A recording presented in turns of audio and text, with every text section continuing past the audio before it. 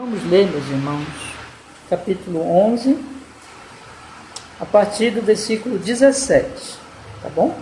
1 Coríntios, capítulo 11, a partir do versículo 17. Diz assim a palavra do Senhor. Diz a palavra, 11, 17. Nisto, porém, que vou dizer-vos, não vos louvo, porquanto vos ajuntais, não para melhor, mas para pior. Porque antes de tudo ouço que quando vos ajuntais na igreja, há entre vós dissensões, e em parte o creio. E até importa que haja entre vós heresias, para que os que são sinceros se manifestem entre vós. De sorte que quando vos ajuntais num lugar, não é para comer a ceia do Senhor, porque comendo, cada um toma antecipadamente a sua própria ceia, e assim um tem fome e outro embriaga-se. Não tendes porventura casas para comer e para beber, ou desprezais a igreja de Deus e envergonhais os que nada têm? Que vos direi? Louvar-vos-ei? Nisto não vos louvo, porque eu recebi do Senhor o que também vos ensinei, que o Senhor Jesus, na noite em que foi traído, tomou o pão, e tendo dado graças, o partiu e disse: tomai, comei, isto é meu corpo que é partido por vós, fazei isto em memória de mim. Semelhantemente também, depois de cear, tomou o cálice, dizendo: este cálice é o novo testamento no meu sangue, fazei isso todas as vezes que bebedes em memória de mim. Porque todas as vezes que comerdes este pão e beberdes este cálice, anunciais a morte do Senhor até que venha. Portanto, qualquer que comer este pão ou beber o cálice do Senhor indignamente, será culpado do corpo e do sangue do Senhor. Examine-se, pois, o homem a si mesmo, e assim coma deste pão e beba deste cálice. Porque o que come e bebe indignamente, come e bebe para a sua própria condenação, não discernindo o corpo do Senhor. Por causa disto, há entre vós muitos fracos e doentes, e muitos que dormem. Porque se nós nos julgássemos a nós mesmos, não seríamos julgados. Mas quando somos julgados, somos repreendidos pelo Senhor, para não sermos condenados com o mundo. Portanto, meus irmãos, quando vos ajuntais para comer, esperai uns pelos outros. Mas se algum tiver fome, coma em casa, para que não vos ajunteis para juízo. Quanto às demais coisas, ordená-las-ei quando for. Vamos orar. Ó Senhor, que o Senhor, neste momento, perdoe qualquer pecado de nossa alma, pelo sangue de Jesus, seu Filho. E abençoa, Senhor, quando vamos falar de um assunto tão maravilhoso, tão glorioso, tão sério também. Que o Senhor possa nos instruir, nos conduzir, que o Espírito Santo possa realmente, cada passo dessa aula, nos orientando, sendo nosso professor, falando através de mim, me dando graça para que eu possa falar corretamente e abrindo o coração dos irmãos para receber a palavra, sejamos grandemente edificados e fortalecidos, Senhor. Nós oramos assim em nome de Jesus e agradecemos para a sua glória em Cristo. Amém e amém. Pode sentar, meus irmãos, pode sentar.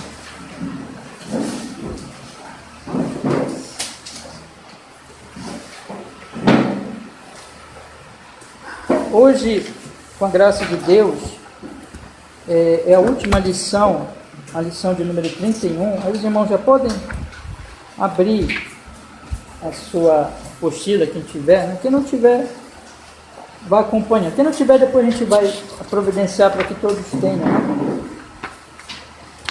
Vocês já podem abrir a sua apostila, seu livro, quem tiver o livro, na lição 31. Mas hoje é a última aula sobre a doutrina da ceia do Senhor e também sobre os sacramentos que nós temos estudado aqui, irmãos.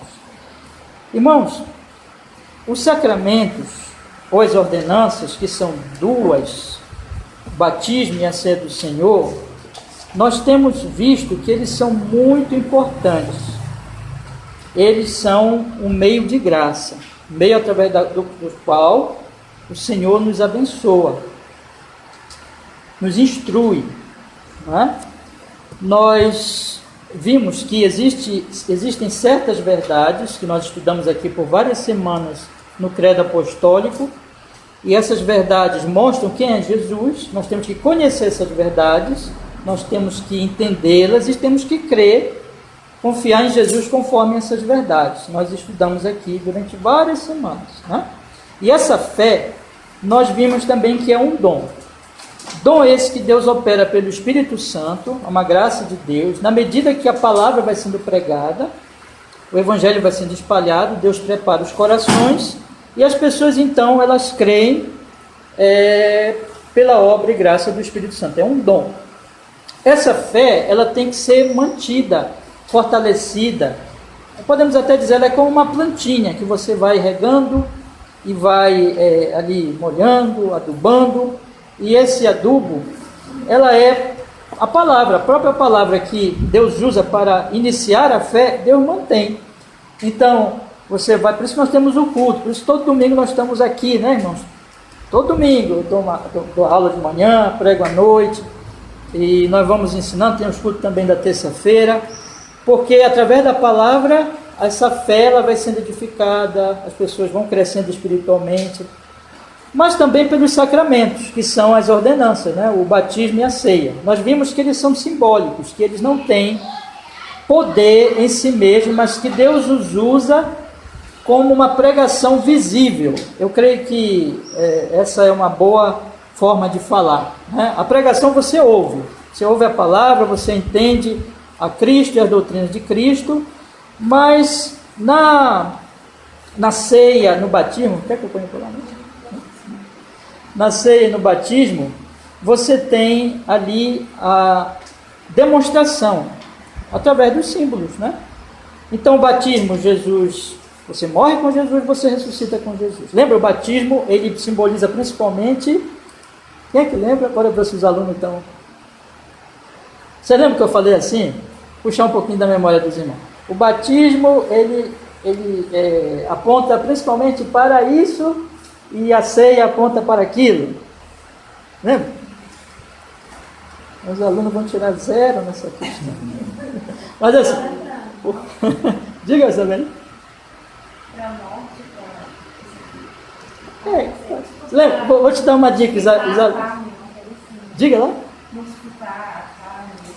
Você lembra que você lembra que eu falei da água, do pão? Lembra que qual é a diferença da água para o pão?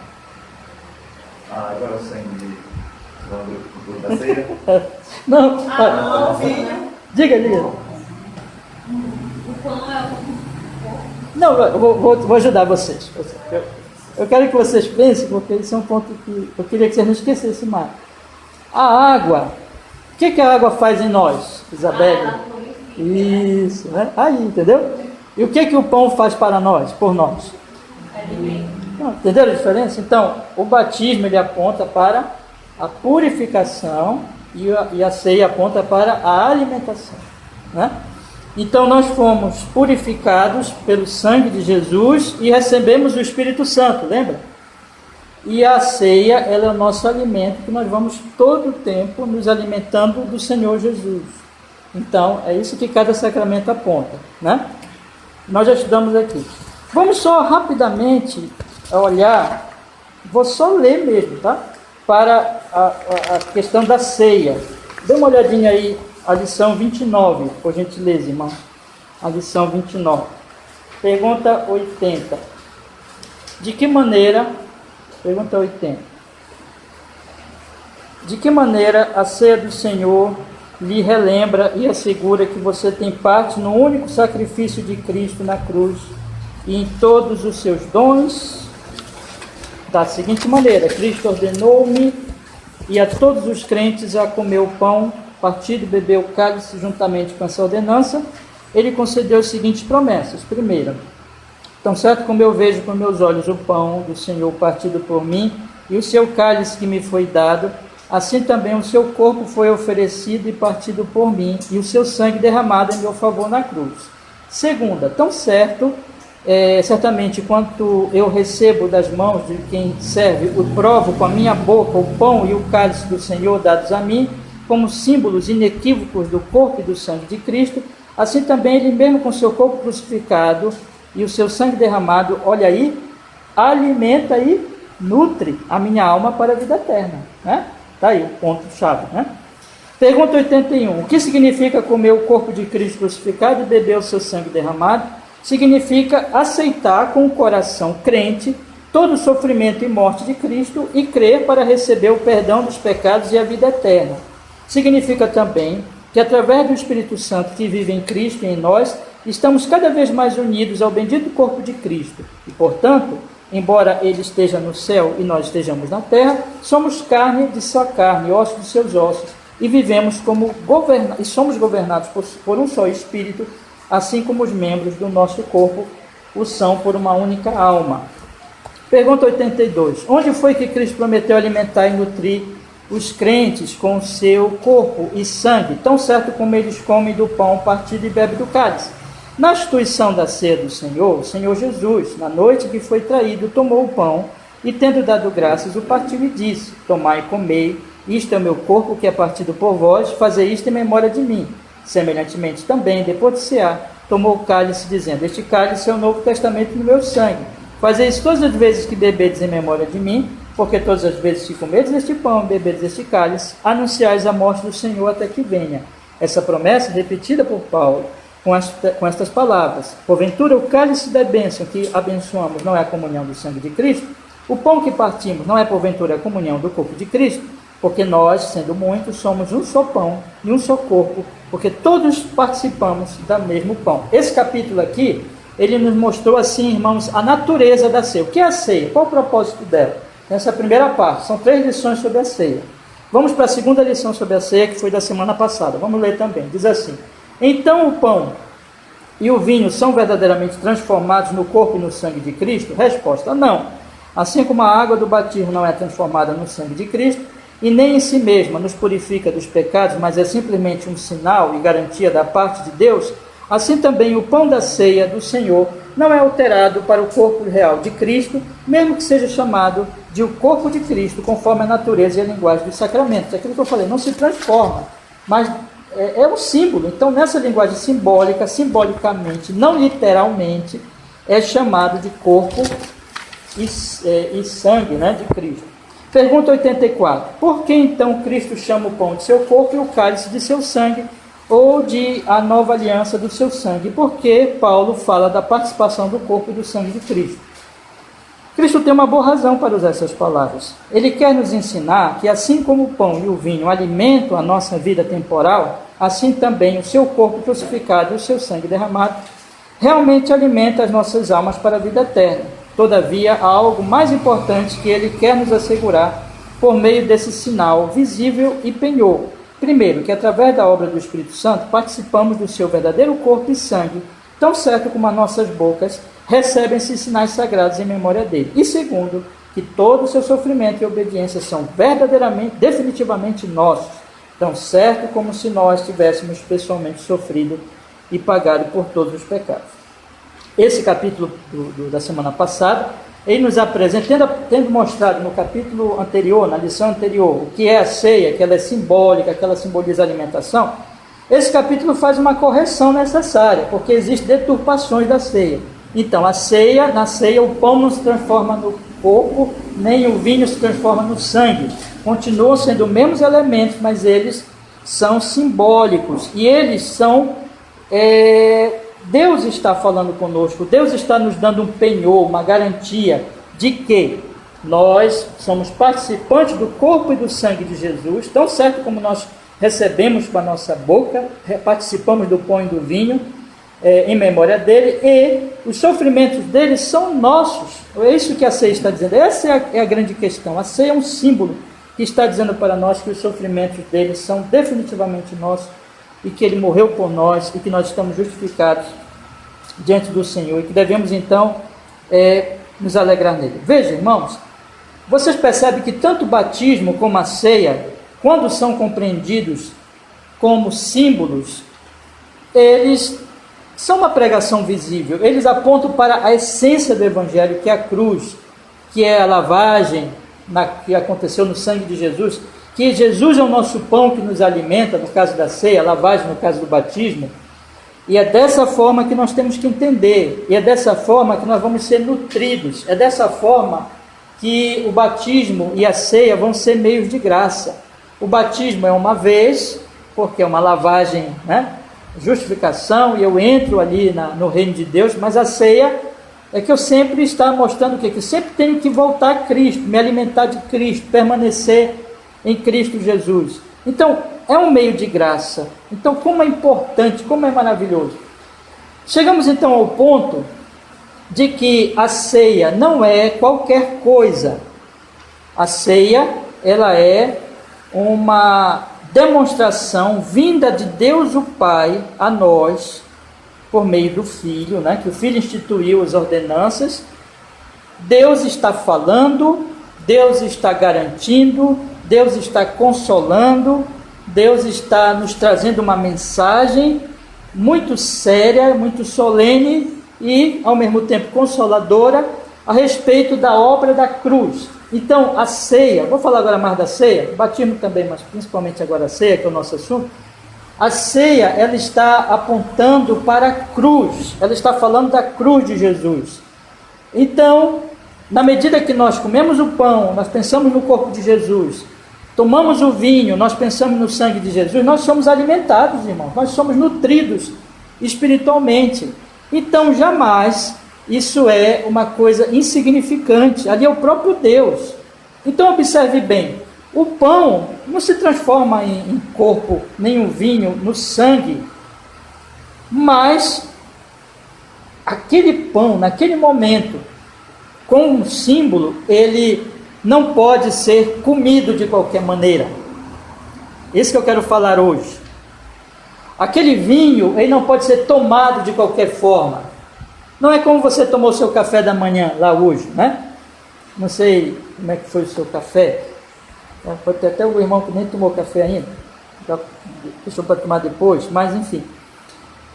Mas você, quando senta lá à sua mesa e você está diante do seu pãozinho, do seu bolo, do seu biscoito, meu irmão, aquilo ali, né, é uma delícia, né? Muito bom, mas você dá graças a Deus, porque você sabe que Deus é que dá para você aquela bênção ali, mas é só um alimento, e é isso mesmo, é só um alimento. A ceia não. A ceia não é só um alimento. Ela é um alimento simbolizando alguma coisa muito preciosa. A obra de Cristo naquela cruz, quando ele estava derramando o seu sangue, quando ele estava dizendo assim, está consumado. A ceia está falando para nós dessa obra.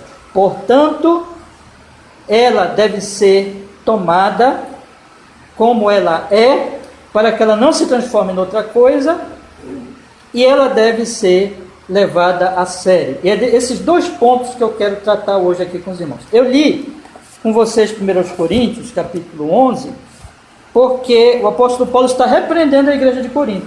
Isso é uma igreja... A igreja de Corinto, junto com as igrejas, porque era uma região, as igrejas da Galácia, são igrejas problemáticas, irmãos. São as mais problemáticas do Novo Testamento, né? Tem também lá Laodiceia no Apocalipse, né? Que era outra igreja problemática. Mas aqui nós temos essa igreja de Corinto, que era uma igreja com problemas morais graves, problemas litúrgicos, e esse é um problema liturgia, tem a ver com liturgia, com culto. O culto deles, eles estavam profanando o culto. A ceia que eles serviam estava profanando a ceia. E o que o apóstolo Paulo faz aqui, às vezes nós lemos na ceia o versículo 23 só em diante. Vocês perceberam o contexto desse trecho que nós sempre lemos na ceia? Paulo está o quê? Repreendendo a igreja. E Paulo está dizendo assim, olha, vocês estão fazendo errado, façam certo, porque vocês estão tratando a ceia levianamente. E por isso tem gente que está doente entre vocês. Tem gente que está adoecendo mesmo, irmão, fisicamente. Deus estava trazendo punição sobre aquela congregação, porque aquela congregação estava brincando com a ceia. Deus já tinha matado gente da congregação, porque a congregação estava brincando com a ceia. Então veja que a ceia não é só comer pão, beber vinho. A ceia é algo muito sério, por causa do símbolo dela. Então Paulo aqui aponta duas coisas importantes. Primeiro, nós temos que compreender o que é a ceia, para não deturpá-la. Segundo, nós temos que compreender quem e como pode participar da ceia, né? Vou repetir isso aqui. São duas coisas que nós vamos tratar nesta aula aqui hoje, com a graça de Deus, e que o apóstolo Paulo ele apresenta aqui para nós nesse capítulo. Primeiro, nós temos que entender e perceber o que é a ceia, qual é a natureza da ceia, e não deturpá-la, porque quando nós deturpamos, a ceia, que é uma coisa tão boa, tão importante, ela se transforma em idolatria, e aí é terrível, né? E em segundo lugar, nós temos que perceber, diante da seriedade da ceia, diante do que a ceia é, nós temos que agora entender quem pode participar da ceia, quem são os comungantes, quem são aqueles que devem e que fazem parte da mesa do Senhor. Eles devem entender quem eles são e devem saber o modo como eles devem se aproximar da ceia do Senhor. Então essas coisas são importantes devido ao que a ceia é. Então eu quero falar hoje sobre, em primeiro lugar, sobre o que a ceia é e o que ela não é, que ela não pode se transformar. E em segundo lugar, sobre quem pode participar da ceia e como deve participar da ceia, né? Então vamos olhar as perguntas e vamos entrar então nesse assunto. Por favor, meus irmãos, acompanhem comigo a lição de número 31 e a pergunta de número 85. Vamos ler aí. Diz assim o nosso credo, aliás, o nosso catecismo ortodoxo: qual a diferença entre a ceia do Senhor e a missa católico-romana? Só uma explicação. Talvez os irmãos digam assim: para que falar de missa? Né? Por que falar de missa? Nós somos católicos. Não precisa tratar isso aqui, pastor. Isso aqui não tem necessidade disso. Irmãos, nós temos que entender o contexto histórico. A reforma foi uma reforma que estava contrariando a igreja oficial, a igreja católico-romana, né? Então aquela igreja que tinha ensinado muitas coisas erradas e tinha deturpado inclusive a ceia. Então uma reforma, a igreja católica ainda hoje ela tem grande influência, grande poder, muitos devotos dela e muitos seguidores, influencia muitas pessoas. Então imagina naquela época, e os cristãos que estavam vindo para a reforma, né, os cristãos reformados, eles precisavam entender muito bem a diferença entre a fé bíblica genuína e as deturpações de Roma. Então, por isso que eles tratavam de maneira específica sobre a missa, né? Dentro dos catecismos, eles tratavam, e lembro das confissões, eles tratavam sobre assuntos que diziam respeito ao culto da igreja romana, a liturgia romana. Então, a questão da missa era importante para eles, é importante para nós, por causa de uma questão também da influência que a igreja romana tem, para nós entendermos a diferença entre a missa, que até hoje é realizada na igreja romana, e a nossa ministração da ceia do Senhor, mas também por um motivo, eu diria, mais importante. É porque essa deturpação que aconteceu lá em Roma, e no século XVI, século XVII, em que aqueles debates estavam acontecendo mais calorosamente sobre esses assuntos, não são diferentes hoje, não somente com relação à igreja romana, mas às igrejas evangélicas, ditas evangélicas. Nós vivemos hoje um tempo de crise litúrgica muito grande. Se nós formos tratar aqui da questão do culto, é um assunto tão extenso, irmão, porque o culto está muito deturpado, não é só na igreja romana, não. É qualquer igreja dita evangélica que você entra no culto hoje e você vê todo tipo de coisa mais absurda, que não tem base nas escrituras e que chamam aquilo de culto ao Senhor. E os sacramentos também, a ceia tem sido deturpada. Então, irmãos, não pensemos que esse é um assunto lá para o século XVI e XVII, para os tempos lá deles, e que não nos interessa. Esse assunto nos interessa tanto por causa da igreja romana, como pelas igrejas em geral. E sempre vai interessar, porque nosso coração é perigoso, meus irmãos. E não pense que que os reformados, eles estão isentos, né? A reforma é uma obra da graça. E tem muita gente que pode se dizer reformado e dizer que ama as doutrinas da graça, mas que no final das contas vai mostrar deturpações na sua vida, no culto, na sua vida prática também. E essas questões sempre devem ser trazidas, e esses alertas sempre devem ser colocados para nosso benefício. Tendo dito isso, vamos então ver a resposta, né? Qual é a diferença entre a ceia do Senhor e a missa católico-romana? Resposta: a ceia do Senhor nos declara, primeiramente, que os nossos pecados foram totalmente perdoados por meio do sacrifício único de Jesus Cristo e que Ele mesmo consumou na sua cruz de uma vez por todas. E em segundo lugar, que pelo Espírito Santo somos enxertados em Cristo, o qual está agora no céu, em seu próprio corpo verdadeiro à direita do Pai, e é onde quer que nós o adoremos. Vamos aqui parar um pouquinho para nós percebermos a diferença. Primeiro eu quero destacar aos irmãos que o texto aqui coloca assim para nós, observem, a ceia do Senhor nos declara. A ceia é uma declaração. Deus está falando conosco, Deus está declarando para nós algumas verdades importantes na ceia. Quais são essas verdades?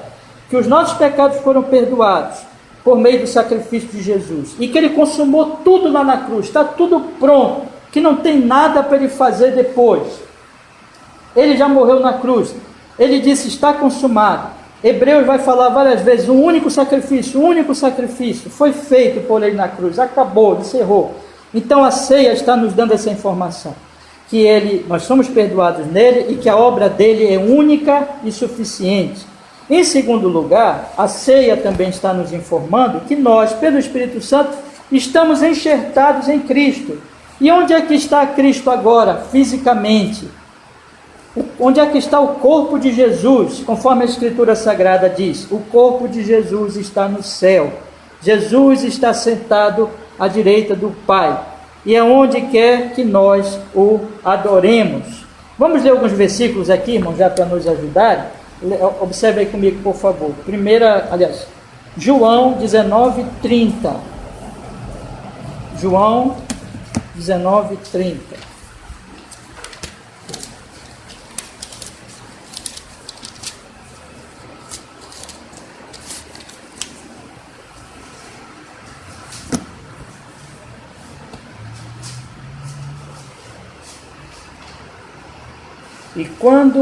João 19:30, diz a Escritura: e quando Jesus tomou o vinho, disse: está consumado, inclinando a cabeça, entregou o Espírito. Está consumado, acabou ali, a obra está consumada. Eu vou ler mais um aqui, Hebreus 7:27. Hebreus 7:27.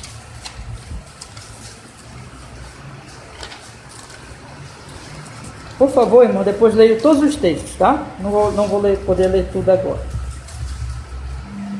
Vamos ler o 26 e 27, por favor. 26 diz assim, Hebreus 7:26.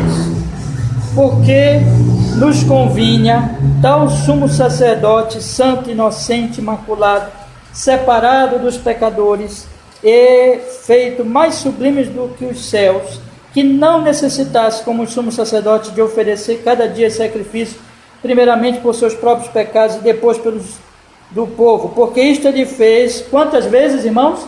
Uma vez, oferecendo a si mesmo. Ele faz uma diferença clara. Os sumos sacerdotes lá do Antigo Testamento, que eram só tipos de Cristo, eram ilustrações de Cristo, eles tinham que ficar ali todo dia fazendo aquele sacrifício, todo dia, pelos pecados dele e pelos pecados dos outros. Mas Jesus veio do céu, Jesus é o Deus encarnado. E quando ele morre na cruz, ele faz só um sacrifício e é suficiente. Por causa de quem ele é, o sacrifício dele é suficiente para salvar todos os pecadores que Deus escolheu para salvar. Agora, 1 Coríntios 6,17, por favor, leia comigo também. 1 Coríntios 6,17, a palavra do Senhor diz assim. 1 Coríntios 6,17.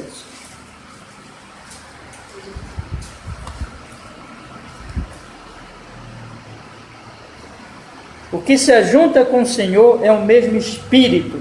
Nós estamos unidos a Ele no sentido espiritual. Outro texto agora, irmãos. Atos, capítulo 7, versículo 55. Atos, capítulo 7, versículo 55. Atos, capítulo 7, versículo 55. Diz assim a Sagrada Escritura: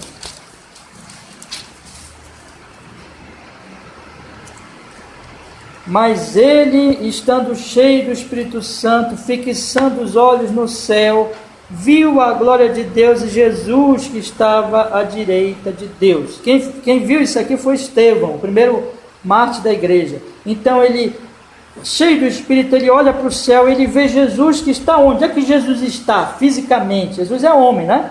Onde é que o Deus homem está? Lá no céu. Ele está lá no céu à direita de Deus. E ele diz: eis que vejo dos céus abertos e o Filho do Homem que está em pé, à mão direita de Deus. É lá que Jesus está. Onde? No céu. No céu. No céu. Então a ceia, ela é uma declaração que diz assim: você está perdoado, justificado, salvo por um único sacrifício, único, que Jesus fez na cruz, e você está unido a Ele pelo Espírito Santo. E onde é que Ele está? Ele está no céu. Jesus fisicamente está no céu. Sim, Ele é Deus, e como Deus Ele está em todo lugar, mas Ele é homem. Ele tem um corpo como nós. Onde é que está o corpo de Jesus? O corpo glorificado de Jesus não está mais andando por aí, como esteve naquele tempo que ele andou por esse mundo, mas está lá no céu. E um dia Ele vai voltar, mas o corpo dele está lá no céu. É isso que a ceia diz, que você está unido a Ele espiritualmente. Agora, o que a missa diz? Aí que está. Vamos ver o que a missa diz. No entanto, vou continuar lendo agora o Catecismo. No entanto, a missa ensina, em primeiro lugar, que nem os vivos e nem os mortos têm os seus pecados perdoados através do sofrimento de Cristo, se Ele não continuar sendo sacrificado em favor deles diariamente pelos sacerdotes. Em segundo lugar, ensina que Cristo está presente corporalmente na forma de pão e vinho e neles deve ser adorado. Olha só que coisa diferente da missa. A missa não é a ceia do Senhor. A missa é uma deturpação da ceia do Senhor, porque a missa, ela vai dizer o seguinte: não adianta o sacrifício de Jesus. Jesus vai ser sacrificado, vai ter que ser feito um sacrifício diário. Por quê? Porque eles acreditam que naquele momento da bênção ali, a transubstanciação, o corpo, o pão se transforma no corpo de Jesus. Ali temos então o corpo e o sangue do Senhor nos elementos da ceia, de forma, meus irmãos, que eles passam a adorar aquele pão e vinho, corporalmente na forma de pão e vinho, e nele deve ser adorado. Então, ali eles entendem que é um sacrifício. O sacrifício está sendo repetido. Ali eles entendem que Jesus está presente fisicamente, de forma literal, de forma como, assim como você está presente aqui, no momento em que nós temos o pão é o corpo de Cristo, portanto, esse corpo de Cristo está presente. E ali é feito um sacrifício. Então, eles transtornam, eles deturpam a ceia, porque a ceia mostra que um único sacrifício já foi feito, e ele é suficiente, e que nós estamos unidos a um Cristo que não está aqui, mas está à direita de Deus. O corpo dele está lá. Ele em breve voltará, mas ele está lá. Portanto, eles acabam deturpando tanto o sacrifício, colocando como esse sacrifício, como diz aqui, esse sacrifício tem que ser feito diariamente. Diz aqui: no entanto, a missa ensina em primeiro lugar que nem os vivos nem os mortos têm os seus pecados perdoados através do sofrimento de Cristo. Se ele não continuar sendo sacrificado, tem que ficar ali todo o tempo, diariamente, aquele sacrifício sendo feito. não é uma vez só. Ele está sendo continuamente repetido. Não é suficiente o sacrifício de Jesus. Esse sacrifício aponta para que ele já fez o sacrifício, está no céu, o corpo dele está no céu, mas a missa diz que ele está corporalmente presente no pão e no vinho. E é claro, é óbvio, a partir do momento que as pessoas acreditam que o corpo e o sangue de Jesus estão presentes, elas vão adorar o pão, elas vão adorar aqueles elementos. Elas passam a adorar aquilo. Elas não entendem o significado espiritual. Elas desconsideram o sacrifício único de Jesus e elas passam a adorar os elementos. Aí o catecismo conclui com esse ponto aqui. Portanto, basicamente, a missa não é outra coisa senão, preste bem atenção nisso, uma negação do único sacrifício e sofrimento de Jesus Cristo. E é uma idolatria condenável. Porque no momento que se diz que ali o sacrifício, no certo sentido, está sendo feito um sacrifício do corpo e do sangue de Nosso Senhor, porque ali são mesmo o corpo e o sangue de Nosso Senhor, você está negando o único sacrifício de Jesus. E a partir do momento que você acredita que ali está Jesus mesmo, o corpo de Jesus está ali, você vai idolatrar aqueles elementos. Portanto, você vai cometer uma idolatria condenável. Veja, irmãos, a loucura que é isso. Então, aquilo que é bom, aquilo que é simbólico, aquilo que é uma declaração de Deus, que aponta para o único sacrifício, se transforma no sacrifício, tirando o valor do único sacrifício. E aquilo que aponta para a nossa ligação espiritual com Jesus, que está lá no céu, e nós vamos morar com Ele no futuro, aquilo que diz que Jesus está no céu e não está na terra, no sentido físico, e que nós estamos ligados nele espiritualmente, passa a ser um ídolo, porque se diz que Jesus está assim presente fisicamente no pão e no vinho. Então as pessoas passam a adorar aqueles elementos. E aí, meus irmãos, elas não entendem que elas têm que pensar nas coisas do alto. Existem aqui vários textos, eu não vou ler todos, mas vocês leiam a ponto 4, Mateus, João 4, Mateus 6, João 4, Filipenses 3:20. Eu só vou ler Colossenses agora com vocês. Todos eles dizem, temos que pensar nas coisas do céu. Abra comigo a sua Bíblia aí, por favor. Colossenses 3, do 1 ao 3.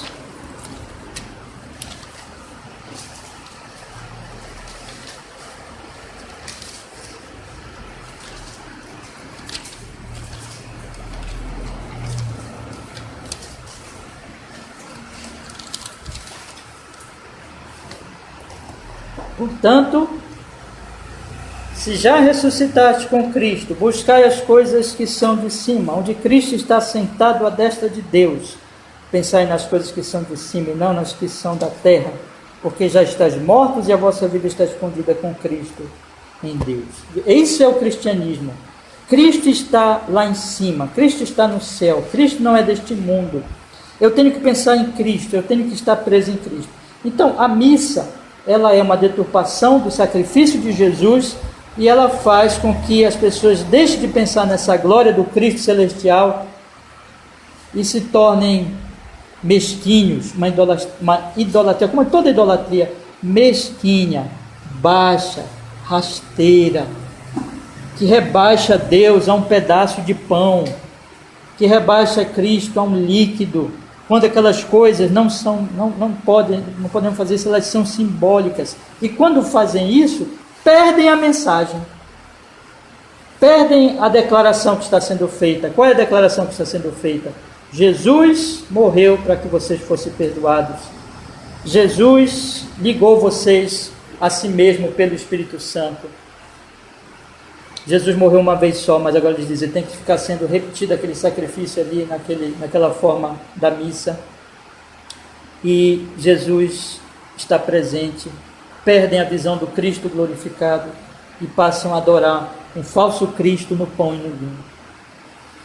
Irmãos, esse tipo de idolatria e de deturpação, não tenho tempo, eu só estou colocando aqui a situação, mas meditem, irmãos, como isso está, não só no romanismo, não, isso está em muitas igrejas.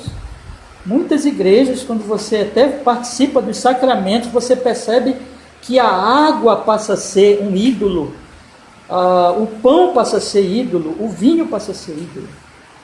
As pessoas perdem o sentido da declaração, do que simboliza, e passam a ser idólatras.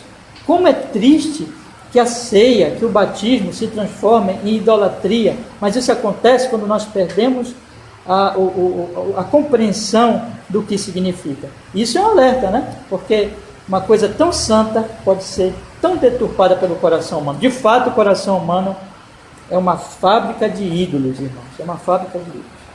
Irmãos, tem alguma pergunta que vocês querem fazer? Posso continuar? Posso? Bora lá. Pergunta 86. Vamos lá. Essa parte agora nós vamos tratar sobre quem deve vir à ceia. Que coisa maravilhosa a sequência lógica aqui, porque você agora entendeu, nós temos estudado que a ceia ela é tão importante, ela é tão santa, ela é tão significativa. Agora nós vamos ver quem deve vir à mesa do Senhor. Quem deve vir à mesa do Senhor? Quem pode participar da ceia? Resposta: aqueles que estão descontentes consigo mesmos por causa dos seus pecados e que mesmo assim confiam que eles lhes foram perdoados e que a sua fraqueza contínua é coberta pelo sofrimento e pela morte de Cristo, e que também desejam cada vez mais fortalecer sua fé e corrigir suas vidas. Mas os hipócritas e aqueles que não se arrependem comem e bebem juízo para si mesmos. Vamos agora entender aqui.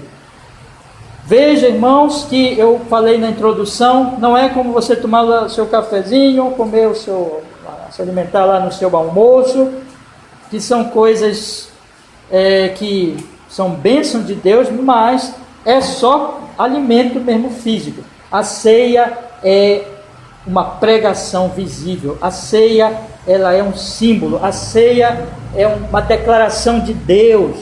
Portanto, Deus está dizendo para nós: vocês são salvos no meu Filho, vocês foram justificados, vocês foram lavados, alimentados, vocês estão sendo alimentados continuamente pelo meu Filho, vocês têm o Espírito Santo. Então, quando Deus está declarando isso, Deus está dizendo que há pessoas a quem Ele está falando isso. Por exemplo, irmãos, eu digo, dar um exemplo aqui. Eu digo a vocês, médicos, eu falo essas palavras. Tem algum médico aqui? Não, né? Eu usei exatamente esse exemplo porque eu sei que aqui não tem nenhum médico, não é? Então, eu estou falando com vocês? Não. Eu não posso falar isso. Se Deus está dizendo assim: vocês são salvos, vocês são lavados no meu Filho, vocês têm o Espírito Santo e vocês agora permaneçam em mim. Com quem Ele está falando? Na ceia, com os que podem receber essa mensagem, porque isso é para eles, ou seja, para os crentes, para os que já se arrependeram dos seus pecados, para os que confiam no Senhor Jesus Cristo. Mas o hipócrita, é para ele isso? Aquele que só está na igreja, mas não creu no coração? Aquele que pode estar no meio de nós, pode fazer parte de uma igreja local, pode ser até membro já oficialmente, mas está enganando os crentes, os seus irmãos, não é nem irmão dele, né, porque ele não é crente, está enganando os crentes daquela congregação. Ele não é crente, é o hipócrita. Ele pode participar da ceia? É para ele a ceia? Não. E aquele que nem é hipócrita, ele diz mesmo, ele fala coisas heréticas, ele diz mesmo, ele fala coisas contra Jesus, contra o reino de Deus, contra o Evangelho. Aquele que também não é hipócrita no sentido de que ele pode até ter uma linguagem ortodoxa, ele pode até falar coisas certas, ele pode até confessar a doutrina correta, mas a vida dele é uma vergonha. Ele é um ladrão, ou ele é um adúltero, ou ele é um roubador, ou ele é um desonesto, todo mundo sabe disso, ele vive em pecado, ele não está nem aí. Ele vive no seu erro, no seu pecado, na sua iniquidade, declaradamente. Todo mundo sabe, lá de fora e dentro da igreja. Ele não é hipócrita, não. Ele é declaradamente um não arrependido. Mas ele pode participar da ceia? Irmãos, 1 Coríntios, esse capítulo que nós estamos estudando, que nós iniciei, ele mostra para nós que a ceia, ela é séria pelo que ela significa, pelo que ela ensina, pelo que ela aponta, e que só são participantes aqueles que estão dentro do que ela mostra, que é a aliança com Jesus, com Deus em Jesus. Portanto, só podem participar, só podem sentar à mesa aqueles que estão aliançados, aqueles que estão em aliança com Deus, aqueles que são crentes.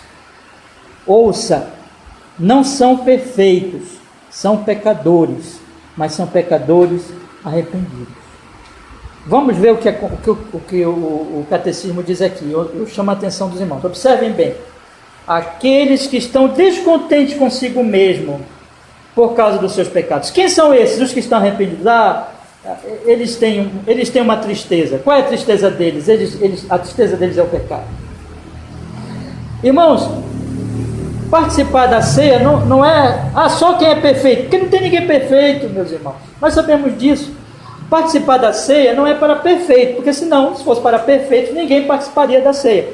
A participação da ceia é para os imperfeitos, é para os pecadores, mas é para aqueles que, sendo pecadores imperfeitos, estão arrependidos, estão descontentes com o seu pecado, não amam mais o pecado, aborrecem, amam a santidade, querem viver para Deus. Aqueles que estão descontentes consigo mesmo por causa dos seus pecados, mas que mesmo assim, olha só que coisa maravilhosa. Se você é esse, a ceia é para você. A ceia é para você. Nesse caso, mesmo assim, confiam que eles lhe foram perdoados e que sua fraqueza contínua é coberta pelo sofrimento e pela morte de Jesus Cristo. Esses confiam, são pecadores. Eles têm uma fraqueza contínua, mas eles sabem que os pecados deles foram perdoados. Eles sabem que o Senhor supre a necessidade que eles têm da sua fraqueza pelo seu sofrimento. São cobertos as suas fraquezas, a sua fraqueza é coberta. E eles desejam continuar no pecado, porque, o Senhor me perdoa, vou continuar pecando para Ele perdoar. Não. Eles desejam cada vez mais, leiam aí comigo, fortalecer a sua fé e corrigir suas vidas. É isso que a pessoa é quando é crente de verdade, não é perfeito. Ao contrário, o crente, ele sente que é imperfeito. O crente, ele sente os seus pecados, ele abomina os seus pecados, ele treme diante do pecado.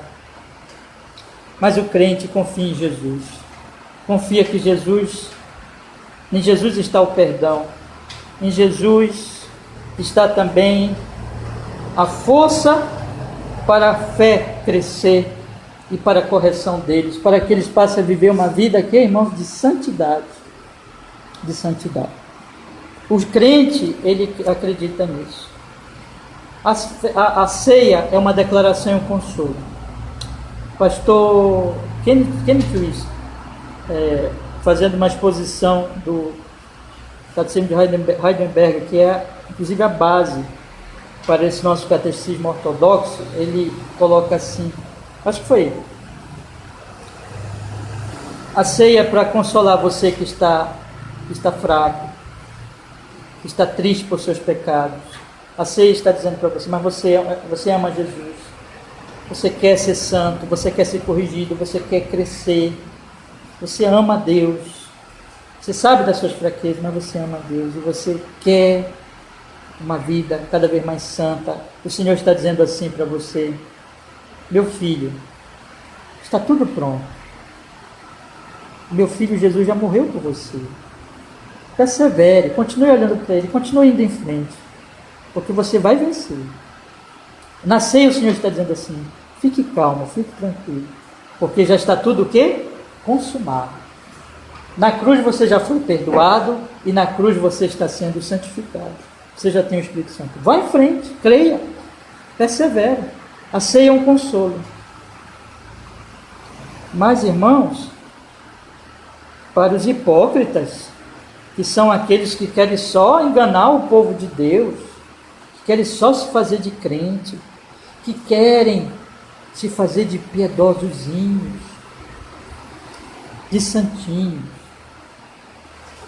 que querem passar para as pessoas uma visão de que eles são as pessoas de Deus, e que no fundo não temem a Deus, não amam a Deus, não sentem por seus pecados, não se importam com seus pecados.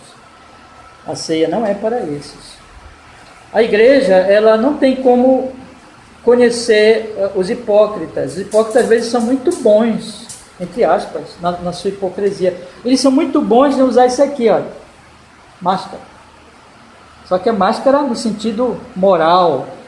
Eles iludem o povo de Deus, eles às vezes iludem até a si mesmo, até eles acham que eles são crentes. Eles têm uma hipocrisia, uma máscara, mas Deus sabe. Eles não são da mesa do Senhor. Eles não participam da mesa do Senhor, porque não estão arrependidos. E também aqueles que mesmo declaradamente, não são hipócritas, eles não são hipócritas, esses dizem coisas estranhas, e esses fazem e praticam uma vida declaradamente pecaminosa. Todo mundo vê isso, suas famílias vê isso, sua vizinhança vê isso, a sociedade vê isso, as igrejas vê isso, mas eles estão lá, comendo pão, bebendo vinho. Eles estão indignamente fazendo isso. Por quê? Porque esses não se arrependeram. O hipócrita não se arrependeu. E o declaradamente que vive uma vida iníqua também não se arrependeu. Pergunta 87. Aqueles que por suas palavras e ações demonstram que são incrédulos e ímpios, devem ser admitidos à ceia do Senhor? Aqui nós temos aqueles segundo caso. Veja, irmãos, há muito pouco a fazer quanto aos hipócritas. Os hipócritas, como eu disse, às vezes eles são muito bons na sua hipocrisia, mas ninguém se iluda não. Deixa eu falar de maneira bem solene. Se houver algum hipócrita entre nós nesta manhã, arrependa-se. Porque você pode enganar as pessoas, mas não engana a Deus. Então, arrependa-se de fato dos seus pecados e confie no Senhor Jesus Cristo. Não tente enganar homens. Porque, deixa eu falar uma coisa para os irmãos. Homens são enganáveis, facilmente enganados. Mas homens não tem nada para fazer por você, não pode salvar você, nem mesmo pode lhe condenar. Mas há um juiz que conhece toda a sua vida e que vai julgar você. E ele diz para você nesta manhã que se arrependa e que olhe para o único advogado. Quem é o único advogado?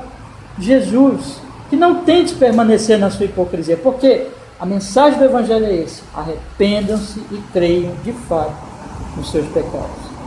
Mas, meus irmãos, existe um grupo que não é, eu posso dizer assim, no certo sentido, que não é hipócrita, mas que aqueles que por suas palavras e ações, olha a palavrinha que está aí, por favor, na pergunta 87, demonstram que são incrédulos e ímpios, devem ser admitidos na ceia do Senhor. Então, esse pessoal aqui, esse grupo aqui, não é hipócrita naquele sentido. Eles não enganam, eles não falsificam, eles demonstram mesmo.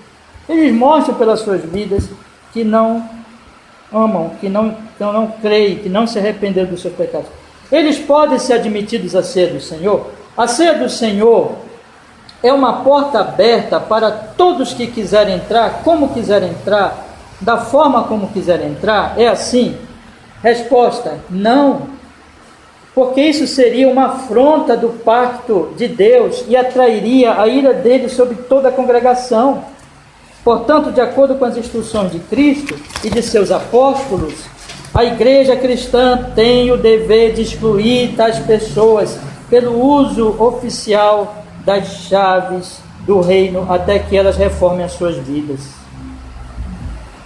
Irmãos, nós temos aqui então, vamos ver o Salmo 50, 14 e 16, por favor. Salmo 50, 14 ao 16.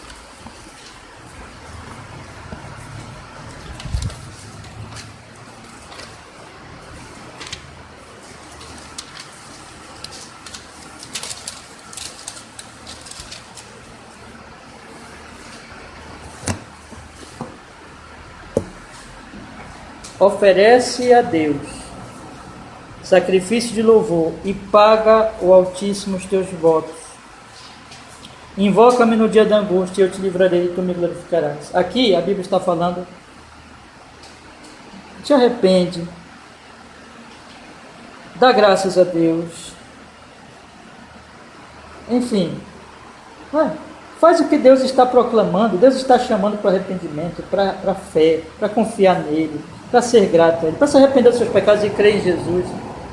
Mas olha o que ele diz para aquele que não faz isso. Olha o que ele diz no versículo 16: mas ao ímpio, diz Deus, que fazes tu em recitar os meus estatutos e em tomar minha aliança na tua boca? Ou seja, aqueles que demonstram que não temem a Deus, demonstram que não amam a Deus, mas que recitam a lei de Deus, recitam a aliança de Deus. Vamos ler mais um pouquinho. Versículo 17: visto que odeias a correção e lanças minhas palavras para detrás de ti, quando vês o ladrão, consentes com ele, e tens a tua parte com adúlteros, soltas a tua boca para o mal, a tua língua compõe o engano, assentaste-te a falar contra o teu irmão, falas mal contra o filho da tua mãe, essas coisas tens feito, e eu me calei. Pensavas que eu era tal como tu, mas eu te repreenderei e os porei por ordem diante dos teus olhos. Irmão, isso aqui é Deus falando. Deus está dizendo: olha, tu que citas as minhas palavras, mas vives fazendo essas coisas declaradamente, e todo mundo está vendo. Se assentas com ladrão, és adúltero, és fofoqueiro, consente com o ladrão, mente, tua língua compõe engano. Meu irmão, Deus diz assim: olha, quem és tu para recitar a minha lei, a minha palavra? O que isso significa? Significa que não se pode, a igreja, quando a igreja vê isso, a igreja vê a vida da pessoa, né? A igreja não pode dar a ceia para ela, ou admiti-la na ceia do Senhor. Entende, irmãos? Por quê? Porque se fizer isso, a igreja está compactuando com aquele pecado, e sabe o que vai acontecer? É o que está escrito aqui. Seria uma afronta ao pacto de Deus, e atrairia a ira de Deus sobre toda a congregação. Por isso que Paulo disse que isso estava acontecendo lá em Corinto, e já tinha gente doente lá, e tinha gente morrido, porque Deus estava trazendo a sua punição sobre aquela congregação, sobre aquela igreja. Irmãos, isso é sério. Vocês percebem a seriedade? Eu estou lhes falando aqui, irmãos, de forma mais solene possível, para os irmãos perceberem que a ceia, ela é como uma faca de dois gumes. Ela é um consolo, ela é uma declaração de que Deus está conosco, de que Jesus nos perdoou, mas ai daquele que participa da ceia, afrontando isso sem ser crente, sem ter se arrependido dos seus pecados. Se é hipócrita, a igreja não sabe, ele é hipócrita. Uma hora aí pode cair a máscara dele, uma hora pode cair, mas pode ser que nunca caia.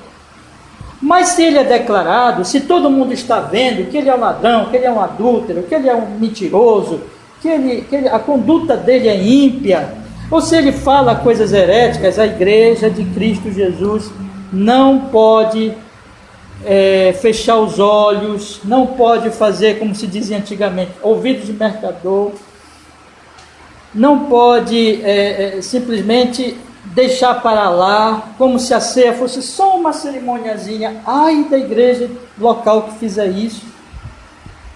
Isso é uma mensagem solene e séria, tanto para a igreja local, como é uma mensagem para cada participante da igreja de Deus. Por isso, nós vamos começar a estudar semana que vem, por isso que toda igreja verdadeira tem que ter disciplina. Disciplina. E a disciplina começa do púlpito, e a disciplina também, inclusive, vai chegar a participação da mesa, da mesa do Senhor, da ceia do Senhor, que só pode ser admitidos aqueles que realmente demonstram que estão na aliança. Para eles é uma mensagem, para eles é o consolo, para eles é aquela verdade. Meu tempo já está estourando, mas bora para a última pergunta aqui e a gente encerra, tá bom? Pergunta 88, vamos lá, meus irmãos. De que maneira essa ordenança da ceia do Senhor deveria ser concluída?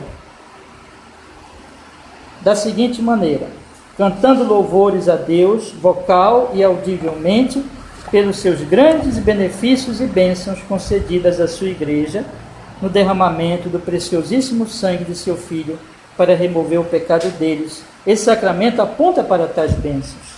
Também encontramos que o nosso Senhor e os seus discípulos concluíram essa ordenança cantando um hino ou salmo. E se Cristo queria morrer, cantou, quanto maior motivo, olha essa coisa linda, irmãos, quanto maior motivo tem para cantar aqueles por quem ele morreu, a fim de que não morresse eternamente, mas vivesse uma vida espiritual e eterna com o Pai, o Filho e o Espírito em glória que não pode ser expressada.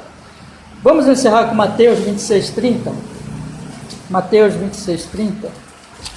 Graças a Deus consegui concluir. Mateus 26:30, irmãos.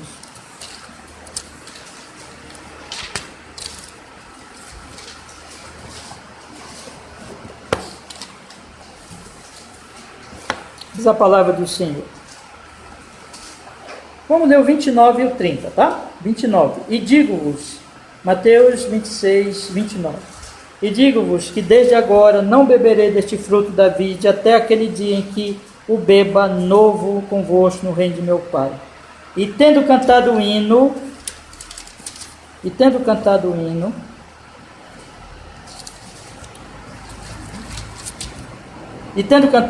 saíram para o Monte das Oliveiras. Ele instituiu a ceia e cantou um hino. E ele fez isso indo morrer por nós, louvando, dando graças ao Pai Celestial, junto com os discípulos. Nós devemos cantar, por isso que nós cantamos depois da ceia, nós devemos cantar. Sempre nós encerramos o culto cantando, né? Porque em gratidão e louvor ao Senhor nosso Deus.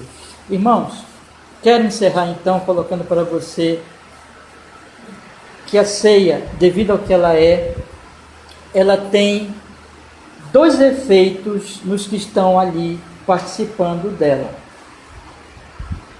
Primeiro, aqueles que participam da ceia de forma genuína, quem são? Os que se odeiam seus pecados e os que confiam em Jesus e os que desejam viver uma vida cada vez mais santa.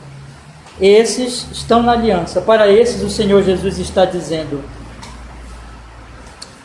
fiquem tranquilos. Vocês se sentem fracos, vocês sentem os seus pecados, sentem os seus fraquezas, se entristecem, mas não se perturbem. Olhem para o meu filho. A minha ceia está dizendo: Jesus já pagou os pecados de vocês. E vão em frente. Confiem nele. Meu Espírito está com vocês e vocês vão vencer. Levantem e vivam uma vida santa. A ceia traz uma mensagem de consolo. A ceia traz uma mensagem de encorajamento. Mas para aqueles que ousam participar da ceia, hipocritamente, a ceia diz: quem és tu, Senhor diz, para recitar a minha aliança na tua boca quando tu estás pecando? Portanto, a igreja tem que ter cuidado. A igreja pode ser enganada pelos hipócritas, mas a igreja deve falar nos seus cultos aos hipócritas: hipócritas, deixem a hipocrisia. E a igreja não deve aceitar entre os seus membros e entre os participantes da ceia aqueles que declaradamente são incrédulos, ou declaradamente por suas palavras ou por suas obras. Ela deve excluir tais pessoas, mas isso não é definitivo, irmãos. Isso não é definitivo. Mas diz aqui o nosso credo: até que elas reformem as suas vidas. Quando a igreja faz isso, não é por ódio dessas pessoas, não é porque elas odeiam a elas, ao contrário, é por amor. Você sabia disso? Porque quem participa da ceia indignamente está trazendo o que? Juízo para si. Então é por amor, irmãos. E é por amor que nós disciplinamos. É por amor que se exclui membros de igreja. É por amor que se disciplina. É por amor que se evita que a pessoa participe da ceia. Para quê? Para que a pessoa acorde. Para que a pessoa diga, o que eu estou fazendo da minha vida? A igreja está dizendo, meu amigo, se arrependa. Deixa a hipocrisia, deixa o pecado, se arrependa dos seus pecados. Se a pessoa reformar a sua vida, venha, as portas estão abertas. Porque a igreja não é lugar de gente perfeita. Eu coloquei um dia desse uma frase do Martin Lloyd Jones. A igreja não é de gente boa. A igreja é de gente pecadora, mas que foi salva, que foi arrependida, que se arrependeu e foi lavada pelo sangue de Jesus. É isso, meus irmãos. Eu quero dizer para vocês, que consolo é a ceia do Senhor. Na ceia o Senhor está dizendo, venha, pecador, arrependa-se, porque a porta está aberta. O meu filho é o pão da vida. O meu filho alimenta aos pecadores. Amém? Vamos orar? Vamos pedir que o Senhor nos abençoe, nos fortaleça cada vez mais. Ó Deus, obrigado que pudemos nessa manhã estudar esse assunto tão solene, tão maravilhoso, tão consolador, ao mesmo tempo tão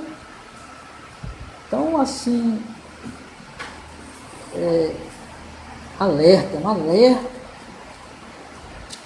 que nós aqui hoje possamos receber essa palavra com fé, com arrependimento, com amor, com alegria. Na próxima ceia do Senhor, que vai acontecer daqui a algumas semanas, o Senhor nos permitir aqui na nossa igreja, que possamos participar dela com muita alegria, com muito consolo, com muito respeito, Senhor. Bendito seja o seu nome santo. Cada vez mais o Senhor seja glorificado em Jesus. Amém.